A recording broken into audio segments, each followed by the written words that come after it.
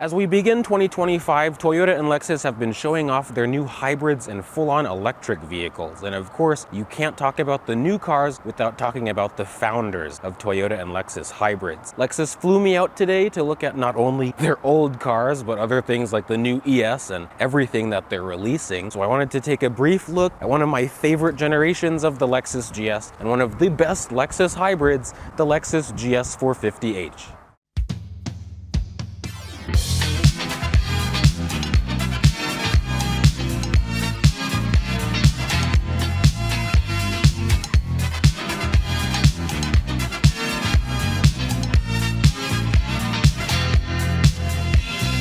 If you don't know too much about Lexus's Grand Sedan, they actually stopped making it a few years ago. Rest in peace, seriously. It really is a great sedan. This marks the third generation of the GS, and we've seen the GS 460, which is a slightly later version of this car, on the channel as well. This GS in particular is a 2006 GS 450h in Flint mica. And this isn't just some random GS 450h, this is Lexus's GS 450h. I don't know how many miles are on it, but it's really one of the cleanest three GSs I've seen in a long time. You can see this follows Lexus's classic design language, especially following the second generation GS with its 4 headlights. I wanted to point out that this 450h has adaptive cruise control in 2006. I know that's not crazy because Lexus was doing that a little bit sooner, but the sensor is right behind the emblem here. You also see this has the parking sensors, HID headlights, these swivel and adjust. It also has headlight washers. It's a really loaded example. Lexus loaded this thing to the gills. As far as trim levels are concerned, Lexus back in 06 was pretty simple for the GS. You could choose the GS 300, which started at about $43,000, then the GS 430, which was $53,000, and then this GS 450h just under $55,000 as the base price. The two top models of the GS, as you can see, were either the V8 or the hybrid. Both were rear-wheel drive and offered a lot of performance, but two very different vehicles. Under the hood of the 450h, we still have a V6 under the hood. It's not like nowadays where Toyota is using that 2.5 liter Camry engine. We have an actual refined engine under the hood of this thing.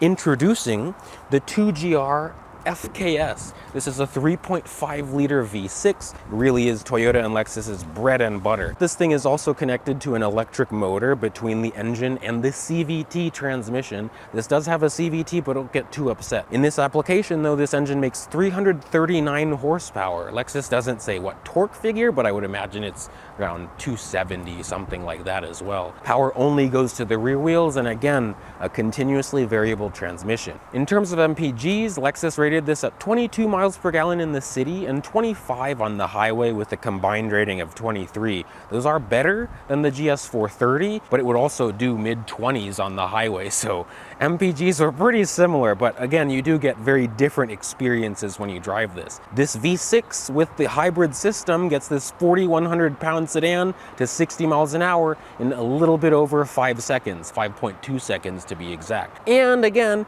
if you drive this thing more gingerly, I assure you, you'll get 30 mpg on the highway. If you can get 30 miles a gallon with an LS 430, you can do it with this. The 2GR has been used in many Toyota products, but of course there are many variations of it. But all of the 2GRs will run on timing chains, that's something. So the only thing that you really have to be worried about is changing your oil every 5,000 miles. If you maintain this car, it will take care of you. I've seen many 450h's on Facebook Marketplace with over 200,000 miles. On the side of this Grand Sedan, you can see it is a pretty large looking vehicle. I actually thought it was substantially larger than the second gen GS. This thing is sitting at 190 inches long, while the second gen GS, which I also had, is sitting at 189 inches long. Otherwise, as you can see, this 450h is riding on these specific 18-inch alloy wheels. I really do like the distinct look that they put on them. It's just a very classy wheel design, and even though this car is a hybrid, it doesn't look ridiculous. This model also has has the smart key system on all 4 doors, so you can unlock and lock the doors. This one also, because it's the 450h with an option package on it, has the adaptive variable suspension, so you can make it firm or soft, among many other things that really make this a very competent sedan behind the wheel. Trunk space thankfully isn't at much of a loss. Trunk space in this is 14.8 cubic feet of volume. I just want to confirm, we don't have a spare tire because that's where the 12-volt battery and a bunch of other things are. To me, this car is still pretty new. I know there's another generation of GS after this, but it still feels like a new car. Some GSs could get a power-activated trunk, well, deck lid, but this one doesn't have it. As we enter the rear seat of the 450h, thankfully, because the hybrid battery is underneath the rear seat, I still have the same amount of space as I would in a 300 or a 430. Again, I'm 5'9", I have decent legroom. Headroom isn't too bad. The GS has always been a kind of shallow sedan. It's a sporty sedan. We do have some creature comforts like an armrest. No pass-through because this is the hybrid.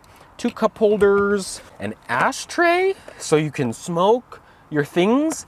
You have 2 air vents back here so you can blow the smoke out, or on a hot day like today you can use the air vents to cool the back seat of the car. But the GS has always been a great sedan all around. It's comfortable back here. I love the materials. Now we can enter the front seat. We're not gonna drive this because I don't even have the key. Lexus has the key. This one, of course, because it's a lower mile, I mean, will it even tell me?